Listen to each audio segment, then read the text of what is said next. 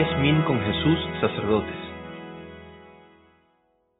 En este 27º domingo del tiempo ordinario leeremos el Evangelio de Lucas, 17 del 5 al 10.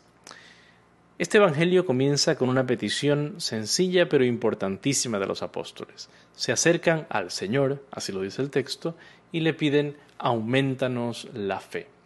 La petición es sencillísima: prosthes hemin pisten.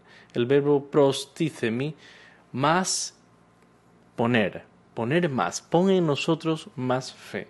Necesitamos que nuestra fe sea aumentada porque no es lo suficientemente grande. No conocemos exactamente qué llevan dentro los apóstoles al momento de hacerle esta petición. ¿Por qué le piden esto que es tan importante? No sabemos qué complicación encontraban delante de sí. Sin embargo, podemos conocer los versículos que preceden esta petición en el Evangelio de Lucas. En Lucas 17:3 dice Jesús a los apóstoles: si tu hermano peca, repréndele, y si se arrepiente, perdónale. Y versículo 4: y si peca 7 veces al día contra ti, y 7 veces vuelve a ti diciendo me arrepiento, perdónalo. Ciertamente, delante de este desafío tan grande de un perdón enormemente heroico, es necesario tener una gran fe para poder llevarlo a cabo. En el fondo hay tareas, momentos, circunstancias difíciles en los que nos damos cuenta que somos pequeños, que nuestras fuerzas no nos alcanzan para hacer la voluntad de Dios y que necesitamos más fe. Fe entendida como esa confianza enorme en dos cosas: en que Dios lo puede todo y en que es bueno y nos ama. Ambas son indispensables. Si Dios fuera bueno pero no lo pudiese todo, entonces su bondad no alcanzaría para hacernos siempre el bien. Si Dios, por el contrario, no lo puede todo, por mucho que nos quiera, no es alguien en quien podemos poner una confianza infinita. La fe implica saber y conocer que Dios lo puede todo y que nos ama, y que hará todo aquello que esté para nuestro bien si se lo pedimos con humildad. Ahora bien, la respuesta de Jesús es curiosa. No les responde directamente a los apóstoles. Por así decir, no les estira la fe. Es como si les dijera: por supuesto, yo les concedo más fe, les concedo toda la fe necesaria. Moriré y resucitaré para que ustedes tengan fe, pero ustedes también deben desearla y trabajarla. Y por eso los invita con una imagen a que tengan más fe. La imagen la conocemos muy bien y es tan profunda como sencilla. Si tuvieran fe como de un grano de mostaza, dirían a ese árbol: arráncate y plántate en el mar, y los obedecería. Jesús quiere enseñar que con la fe en Dios bien puesta, cuando es una fe total, se pueden lograr cosas que parecerían fuera de este mundo, que parecen imposibles. Eso es lo que explica esta imagen del granito de mostaza y del árbol. El granito de mostaza, diminuto como semilla, del tamaño de la carcoma, realmente muy pequeña, nos indica que aunque sea con una fe así de pequeña, podemos lograr cosas aparentemente imposibles, como que un árbol me obedezca, se levante y se plante en el mar, en un lugar que no está hecho para eso. Parece imposible, parece fuera de las posibilidades humanas, y eso es precisamente lo que el Señor quiere expresar.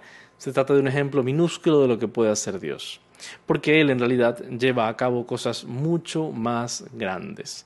Él, por ejemplo, perdona nuestros pecados. Cuando dice en el mismo Evangelio de Lucas, en el capítulo 7, a la pecadora: tu fe te ha salvado. Ya puedes irte tranquila porque tus pecados han sido perdonados. Ahí Jesús está enseñando realmente cómo tiene una capacidad de reordenarlo todo, de cambiar incluso el mal moral más grande que es el pecado. Tiene esa posibilidad porque es Dios y por eso puede cambiarlo todo. O cuando en el capítulo 8 le dice a este hemorroísa que ha sufrido muchos años con un flujo de sangre y le dice: tu fe te ha salvado. Puedes irte en paz porque lo tocó con fe. Está llevando a cabo algo que, de nuevo, aparentemente, humanamente es imposible, pero en Dios se puede llevar a cabo.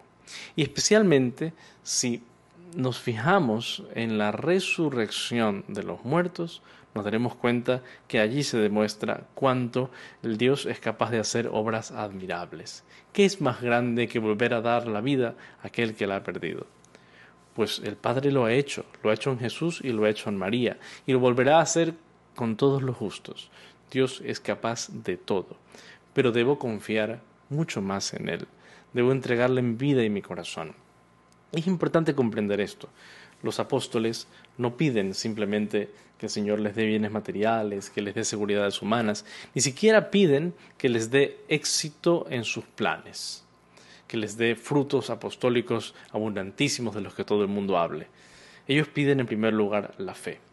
Muchos errores cometen los apóstoles a lo largo del camino en el Evangelio, muchos errores de ambivalencia en su seguimiento de Cristo, pero en este caso acertaron. Piden lo que es realmente importante y tenemos que imitarlos pidiendo siempre que nuestra fe sea grande y sea profunda. Ahora bien, la fe, que es en primer lugar confianza en Dios y en su poder, no es solo confianza, también es un contenido concreto. Es un tesoro, un depósito que contiene verdades eternas que no se pueden cambiar o tergiversar jamás. Lo vemos en la segunda lectura de este domingo, tomada de la segunda carta de Pablo a Timoteo. Hacia el final, Pablo le dice a Timoteo lo siguiente: conforma tu predicación a la sólida doctrina que recibiste de mí acerca de la fe y el amor que tienen su fundamento en Cristo Jesús. Guarda este tesoro con la ayuda del Espíritu Santo. Es decir, la fe implica un contenido concreto al que hay que conformarse, es decir, al que hay que alinearse. Una doctrina sólida. La fe no es simplemente un vago optimismo, ¿no? Ese optimismo vago e impreciso cuando decimos con fe que el equipo gana, ¿no? La fe es mucho más profunda. Se alinea con las verdades del Señor, con la doctrina de Cristo tal como la presenta la Iglesia.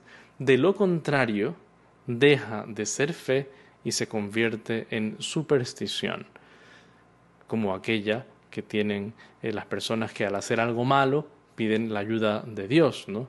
El asesino que pide que su asesinato sea bien hecho, el ladrón que pide que su robo sea llevado a cabo con éxito. Ahí estamos delante de un aparente positivismo, de una aparente esperanza humana que no va de acuerdo con el contenido de la fe. Por lo tanto, fe es confianza en Dios, saber que con la fuerza de Dios se es capaz de mover aquel árbol y sacarlo de raíz para que se plante en el mar, pero saber que esa fe está siempre alineada a un contenido concreto, al credo, a los mandamientos, aquello en lo que creemos y que nos enseña pues por dónde tenemos que caminar. Pero hay un paso más en la fe que está muy bien reflejado en el Evangelio de hoy. La fe no es principalmente la virtud por la cual logramos que Dios haga lo que nosotros queremos. Sin duda, podemos pedirle a Dios aquello que está en nuestro corazón, pero eso no es el corazón de la fe. La fe es aquella virtud que nos lleva a hacer la voluntad de Dios, a reconocernos como sus siervos y a hacer aquello que nos pide. Y eso es lo que dice Jesús en la parábola de la segunda parte del Evangelio. Nos recuerda que somos siervos de Dios. En esta parábola Jesús lo expresa de manera sencilla. ¿Quién de ustedes, si tiene un siervo que labra la tierra o pastorea los rebaños, le dice cuando éste regresa del campo, entra enseguida y ponte a comer?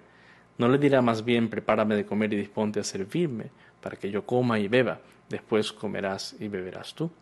¿Tendrá acaso que mostrarse agradecido con el siervo porque éste cumplió su obligación? Enseñando con un ejemplo que refleja muy bien la mentalidad del tiempo de Jesús, el siervo tiene que estar siempre dispuesto a hacer aquello que su señor, su patrón, le pide. Y no debe sentirse el patrón como agradecido porque el siervo ha hecho su deber. ¿Qué es lo que enseña esta parábola? No tanto cómo se comporta Dios con nosotros, como que si Dios fuera un tirano que nos pide muchas cosas, ¿no?